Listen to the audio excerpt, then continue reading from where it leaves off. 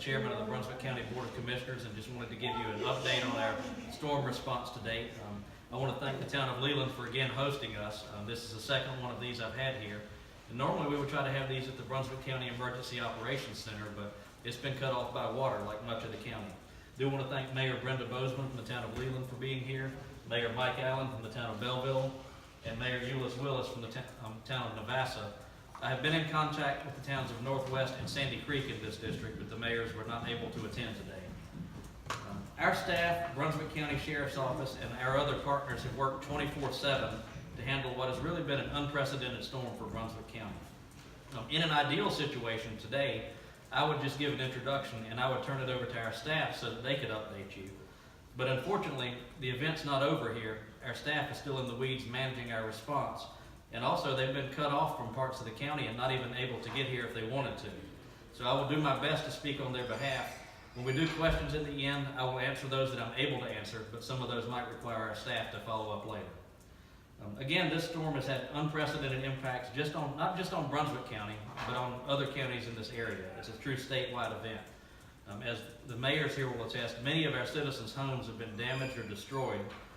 Many people probably lost everything that they own, and that's just heartbreaking. They're in our shelters now because they don't have anywhere else to go, so that we're glad that we're able to put them there. Or even if they do have a home to return to, because they can't get to their home. Parts of Brunswick County remain cut off due to floodwaters. Parts of 17 and 133 still have water on them. Many of the roads are simply gone. And no matter how well prepared you are, and our staff was very well prepared, no plan survives contact with the enemy. Things happen that you don't expect, and we have to adapt on the fly. Our staff and all of our municipal partners have done a tremendous job of adapting to this as things unfolded. We're now beginning to move from the response phase into damage assessment and recovery. And it's going to be a long recovery, and that's something I'll talk more about later. But while we are moving into recovery, I do want to emphasize, and I'll make this point several times, that the event is not over yet. There are still things happening. I'll give you a few updates, and then I'll talk about some of our pressing concerns. As of today, we have two shelters that will remain open, South Brunswick and West Brunswick. We are closing the North Brunswick shelter, and the people there will be relocated to one of the other shelters. As of this morning, there were 99 people in the North Brunswick shelter, 36 at South, and 107 at West. We do anticipate that more people will be coming to shelters because of the fact that the Waccamaw River is still rising and that there are homes currently being evacuated in that area. One of the things that we're working to do is improve the living conditions in the shelters now that the storm has passed so that the people there can be as comfortable as possible. Up to this point, we were focused on making sure that they were safe. That's the first and foremost priority. And the shelters may not be comfortable, but at least those people are safe and they're alive today. Electricity restoration has made major progress in this county, and I want to thank Brunswick Electric and Duke Energy for the work that they've put in. Brunswick Electric, as of this morning, had 1,145 outages in the county. That's down from a little over 4,500 yesterday, and somewhere on the order of 70 or 80,000 at the height of the storm. Duke Energy is down to 8,792 outages as of this morning, and that's down from 9,500 yesterday, so they're making progress as well. Many of the areas that they're trying to restore were really hard hit, so it may not just be a restore, it may be a rebuild, and it may not happen as quickly as we would like, but they're hoping that they can have everything restored by this weekend, according to Duke Energy. In terms of Brunswick County Public Utilities, we have made major progress in terms of restoring water and sewer service. The 211 corridor has been restored. Long Beach Road area has been restored. Oak Island has been restored. Southport does have water, but we do still have some work to do in that area as far as repairing a few broken water mains. As of last night, Caswell Beach sewer was still too impacted by flooding to restore that, but crews are ready to do that when waters recede, and we're investigating that today. Parts of Bowling Spring Lakes have been restored, and we're developing plans on how to restore water and sewer service to the remainder of that. Some of those it's going to be a challenge because we have to work around roads that are simply not there anymore. But our staff is working on workarounds for that. One thing I do want to point out for those who live in the Waccamaw River area in the southern part of the county is that the sewer down there will be impacted by this storm, and as the floodwaters rise, we may have to shut the sewer off to protect the system. And that way that we'll be more able to restore it after the storm passes if we shut it off before the floodwaters reach the system.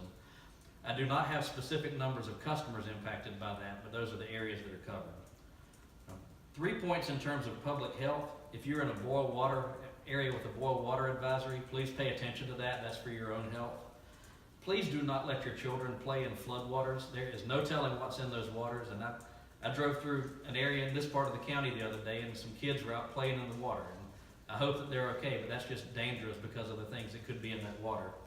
And now that the storm's passed, there are going to be mosquitoes. So please take precautions, protect yourself with bug spray. And the county is working with other partners to ensure that we get those areas sprayed to try to prevent that. For those whose homes were damaged due to Florence and are wanting to make repairs, we are waiving building inspection fees if the damage is related to the storm. We're also waiving some environmental health fees, including septic and well permitting fees and well sampling fees for storm-related damage. Our field inspectors will be in the field to verify that the damage is in fact storm-related. And those fees will be waived at least until October 1st, at which point the Board of Commissioners will decide if they need to continue to be waived. Building inspections is open at the county. It's 8 to 5 in Building I of the County Government Center if someone needs to go there. And you can also call them 24/7. They have an emergency line at 253-2021. I do want to remind citizens to be wary of scammers. Anytime you have an event like this, there will be people who try to take advantage of you. A couple of key points. Brunswick County is not endorsing any specific contractors or vendors, and Brunswick County Public Utilities has not authorized any vendors to make repairs to utility lines on their behalf. So I would tell citizens, if someone makes that claim, I would ask you to get their business card, get their license plate, and then report them to 911, because we don't need people taking advantage of our citizens. And I'm sure our sheriff would have a place for those people to spend a few days if they do that. In terms of trash pickup, Waste Management, as of yesterday, is hoping to begin running some routes today on their normal schedule. The ability to complete those routes will be determined by accessibility. And I don't know that they can do makeup routes just because of the fact that would probably be more than they could handle in one day. But the landfill and convenience sites do remain closed today, and our staff will announce when we're able to open those. We've had lots of questions about debris and what to do with that. Our debris management conduit outlets for that. Please do not bring we have a lot of people who want to donate and volunteer, and we are glad that so many people want to help. We do ask people, please do not bring donations to the Emergency Operations Center. They are simply not equipped to handle donations there. And please don't call there. We're going to give you a number to call, because Brunswick Family Assistance, which is a 501c3 here in the county, is going to be coordinating with other nonprofit partners to handle donations and volunteer inquiries from people who want to help. Their number is 910-754-4766, and their website is brunswickfamily.org. And I would encourage citizens to wait until tomorrow, because they're still getting their processes together. But if you want to help those impacted, please contact Brunswick Family Assistance. A few points about public safety. Our curfew will be in effect again tonight countywide. That's in part to keep people off the road so that the utility crews can finish their job. There is a burn ban within 100 feet of a structure within the unincorporated areas of Brunswick County. And that's again to keep our first responders focused where they need to be focused so that they're not spread too thin. That does not apply to outdoor cooking. Many roads are still closed, so be careful if you're driving on those roads. I'll remind citizens again, don't drive through standing water or running water. There may not be a road under that water like there used to be. If you see a barricade, it's not there as a decoration. It's there for a reason. I've seen too many people drive around those and they put themselves in harm's way. So please don't do that. Our staff has conducted 600 water rescues, in excess of that, during the course of this event. I'm thankful that there are not currently any water rescues happening, and I hope we can keep it that way. But that moves me to my next point, which is one of our major concerns moving forward. In the southern end of the Brunswick County, the Waccamaw River is still rising, and we expect it to crest on Friday.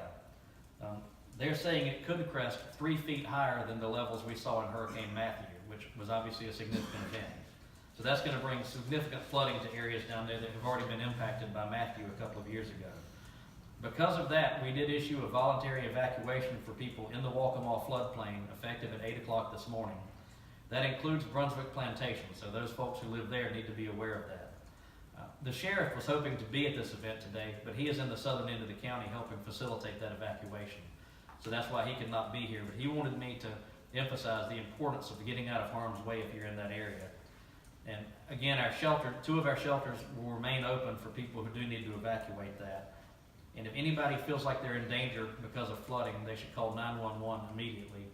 And if they see an area of flooding that has not been previously flooded, we do ask them to report that as well. If you are outside the county and are looking to come back, we are encouraging you to stay put for the time being. We're still working to stabilize our infrastructure. Some of the roads you need to get home are either flooded or not there. Many of the bridges need to be inspected to ensure that they're safe for you to drive across. And the Waccamaw River is still rising, and some rivers inland, like the Cape Fear up in Fayetteville, are still across many roads. So just please stay where you are for the time being. Another priority we have moving forward is getting resources to citizens who need them. We're working to get commodities to several food and water distribution sites around the county, and our staff will be making those announcements as information becomes available. The 3 sites are at Spring Lake Park and Bowling Spring Lakes, South Brunswick Middle School, and the Northwest District Park on US 7476. And we're thankful for external partners that have been able to airdrop supplies into some of those areas that are not accessible by vehicle. If a citizen needs assistance, we ask them to call our Emergency Operations Center, and that's 253-5383. In closing, I would just like to again thank everybody who's worked through this storm 24/7, Brunswick County Emergency Services, our Sheriff's Office, all of our fire and EMS departments, municipal police departments, the staff at all of the towns that you see represented here, especially the utility company personnel, both for our public utilities and the power companies, and every citizen that wants to help. This is going to be a long recovery. I do want to remind people that there is not a quick fix or a microwavable solution to some of the challenges that this storm left in its wake. So please be patient. I want to encourage our citizens, please let this bring out the best in us and let it show what Brunswick County is made of. We got hit hard, but I believe that we're going to come through this stronger than we went into it. And I encourage our citizens to all adopt that attitude and try to help out your neighbors. So, any of the mayors want to share anything before we open it up to questions?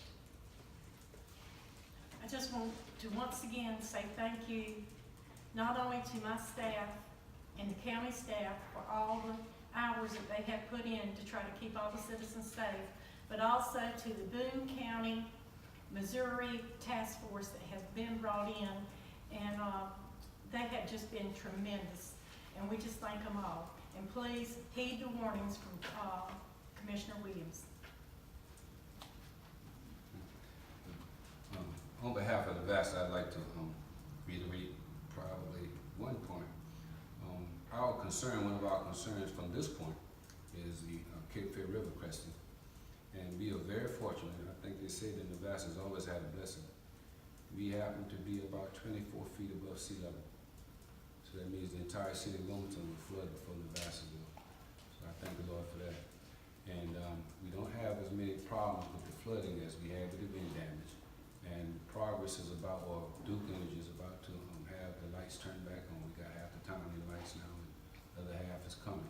So we've been very fortunate, though in some situations we have some structures that are not as strong or as pliant as some of the ones that are surrounding us, but they were in places where the trees just didn't hit them. So I thank the Lord for that, and whatever other blessings, and I want folks to know to continue to pray for us, and we should be all right. Yes, I'm Mike Allen, Mayor of the Town of Belleville. Again, thanking all the resources, the county, the state, the federal. I think everybody's worked together as a great team. There was a lot of people in my town even had to have water rescue, Leland Fire and Rescue, the other agencies, just outstanding. Like the chairman said, right now we're in the recovery mode, doing assessments and making sure the people in our town have access to our numbers, and our staff will be answering questions to direct them to resources that we're going to need. It's going to be a lot of recovery. A lot of my area flooded. We got a lot of water damage, a lot of house damage. So just keep, people of the towns, in our prayers and in the county. We can't praise enough our law enforcement agencies, the sheriff's office, local municipalities, police, and everything they've done during this whole entire event. When you walk around, another thing that's heartening that I do like to see, people helping people. And I think that's very important. It's something good to see. I've had an opportunity to get out and talk to the town's people, and they're helping each other.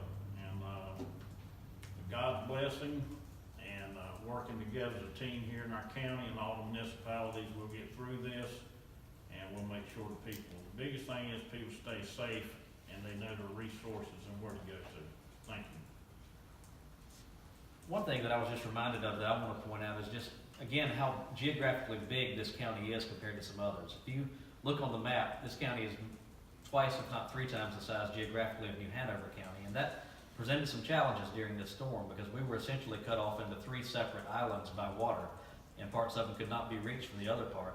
And one thing there that somebody mentioned this morning, and I think is absolutely correct, is that the impacts of the storm in one part of the county are different than they were in other parts of the county. You have lots of wind damage here that they didn't have in the southern end of the county, but down there you had some flooding that we had flooding here, but nothing like what they saw in Boiling Spring Lakes, and I fear nothing like what they're going to see in the Waccamaw River. So it was different impacts around the county, and that makes it particularly challenging. But I think our staff and the emergency responders and everyone have done a yeoman's job of handling it, but it's just that presented some significant challenges. Any questions at this point? I know there are still people, of course, in the high schools that are being used as shelters. Do you know or anticipate how long people will be out of school? I do not have the answer to that. That's something that would come from the school system. Obviously this is an unprecedented storm, so it may be a while, but I don't know the answer to that. Certainly keeping the people in the shelter safe and housed is an important priority for all of us. I understand the legislature may be meeting to take action to amend the school calendar because of this as an emergency situation, but that's something that could be very helpful. Yes. I know that you're closing down the North Brunswick shelter. We had received a lot of complaints about the conditions there. Are the conditions better at the other shelters, and why are you closing the North Brunswick shelter? We had heard some people who were not pleased with the conditions there. The 2 points I would make there is obviously we had hoped in advance of the storm that people would evacuate out of the county because we knew that the storm might lead to conditions that were not comfortable. And I hate that the folks were not comfortable, but I'm glad they're safe and I'm glad they're alive. And we're going to do our best moving forward to make sure that the shelters are more comfortable because some people may have to be there longer than anyone ever anticipated prior to the storm. What are those steps that you're taking to make them more comfortable? One of the things they're doing is putting in some showers, some sort of a shower facility at the shelters that will remain open because I think that would probably be in everyone's best interest. And I certainly felt better when I was able to get a shower after the storm. And just that's one thing, trying to make sure that we get them to shelters that have better power. We've had some power issues at this one, I believe. And certainly it's not comfortable if you're in a place that's 90 degrees outside and I think 300% humidity. It's not a comfortable day outside if you don't have air conditioning. So we're going to do everything we can to keep people comfortable, but obviously safety is priority 1. How long do you anticipate the shelters being open? It's hard to tell that at this point because we haven't done the damage assessment. I mean, you look at Stony Creek right here in Leland and Sneed Farm, there were houses there that were flooded up to the roof. So it's going to be a long time before those people can get back in their homes on a permanent basis again. A lot of those people may not have flood insurance, so it's not going to be an overnight recovery. So it's going to be a long process, and we're still in the assessment phase, so it'll take some time to sort that out. Any other questions? Can we sort of go, I know each of the 3 mayors touched on sort of overall conditions in your towns, but can you each talk about some of the neighborhoods that you've seen that are damaged? Mayor Bozeman first. Commissioner Williams already mentioned the one that we have had the most damage in, and that is Stony Creek back in the back area in Sneed Farm. Our other neighborhoods, basically, just a lot of downed trees and a few shingles here and there. I've only seen 1 or 2 houses that a tree actually hit the house. But other than that, we fared pretty good, and we're thankful for that. The VAS is divided into 3 different districts. We had the Navassa community, we got the Phoenix community, we also have what we call Old Mill. And so we got in districts 1, 2, and 3. And in District 3, which is the Phoenix community, we had it's up near DuPont. Most folks are familiar with the old DuPont plant is. It's up near there. And those folks had a bunch of wind damage. They had a bunch of wind damage fell on, I think we had a church that got damaged pretty bad, and we had the park that almost got destroyed up there. Down in the Navassa community itself, we had a little tornado that hit, we think, we don't know, we didn't get out there and check it. But it did cut a swath, and we had about 2 or 3 houses in that swath that got trees that fell on them, and folks had to evacuate. And in the Old Mill, they had a flooding issue. We got the Beavers had built a dam over a pond, and that pond overfilled, and it flooded that whole little neighborhood. But it could have been a lot worse. The water didn't get more than about 2 feet up. So, like I said, we've been fortunate to be in the location that we're in, and didn't have as much damage in some areas as others when you talk about dollars. But when you talk about the impact on the people, and that's where it kind of hurts us. And have you seen the Superfund site, the conditions on Superfund site? Have you had a chance to Oh yeah, sort of look around there? sites it's one of those areas that's 22 feet above sea level, and so we don't have much water coming from over there. And fortunately, the wind didn't blow in the direction where it would blow the trees over the power lines. We had one tree that got damaged on the Vassar Road. That's kind of giving us a little problem now, but we were very fortunate in the wind direction as far as the Superfund site is concerned. I'd say our biggest damage area down Highway 133, which is up next to the river, one of our developments called Old Town, does have a lot of tree damage, and we have a lot of houses damaged from the trees. Like I say, we're still doing the assessment phase. Wood Ridge, which is behind off Chapel Loop Road and off what we call Eastwood, we got one road condition there we're trying to deal with now, but it flooded extensively. A lot of the houses, water has receded a lot, but we still have a lot of homes that do have water damage, and still 1 to 2 foot of water that comes up to their house. But the water is still receding. Stony Creek, which has already been addressed, our section of it's in the town of Belleville. Most of those houses are all right. We've got shingle damage. Most of the power has been restored in the town. I broke through all the sections between yesterday and today. We got an assessment group going through looking at everything. But like I say, it's damage from trees, checking with the people in the town, talking to them. Most of the water has receded, and most of the power is back on in the town. So it's just a continuous process, and seeing what resources we get for the citizens of the town. Thank you. And I'll comment briefly. I was in the town of Northwest yesterday, and they still don't have power there. Everything that's there that's running is running on a generator. I saw lots of trees down. I do think they had some homes damaged. And if you go down Mount Millbury Road and past Phoenix, where Mayor Willis mentioned, and headed, when you get to Hood Creek, yesterday there were several feet of water still in the road there. So I don't know about any impacts back on Blue Banks Loop Road. I know that at one point during the storm, a good portion of the town of Sandy Creek was completely cut off by flooding as well. I have not heard any reports from them in the past few days, so I'm hoping that no news is good news there. But those are the updates for those towns. Adam, do you have another question? Yeah, what about the internet conditions across the county? Internet conditions? Yeah. If my Verizon service is any indication, they're very spotty. When our power came back on, my internet was working at home, but I don't think it's working in my office over at the front of Magnolia Greens as of last night. So I would say it's still very spotty. I know ATMC is working very hard to get their portion up and running, but they are very important for some of our emergency telecommunications needs as well. Like they've worked to make sure that certain towers stayed online so that our emergency responders could communicate with each other. So I think spotty is the best answer I would give you. I will mention the fact that AT&T did come set up a cell tower at Town Hall. So, and they were able to, some of the carriers were able to use that tower in order to get the messages out. So that kind of helped us quite a bit. I don't know where they're located around the county, but I know Spectrum has some free hotspots. I was able to tap into one of those yesterday when I was up in the Walmart shopping center. And so I would encourage people to look for those on their Wi-Fi as well. My cable came on. Came on. You want to add, how's the internet in your area, or y'all? That's bad. So everybody know at our town hall right now, our communications are completely down. We have voice over internet, we're with ATMC right now, it is down, we're trying to communicate with them now to get everything back online at town hall. So it's just a constant process, our communications is tough right now, we're having to reroute all our numbers to some of my staff people, which ATMC is working with us on it, so the people in town have constant contact with the staff in the town. Any other questions?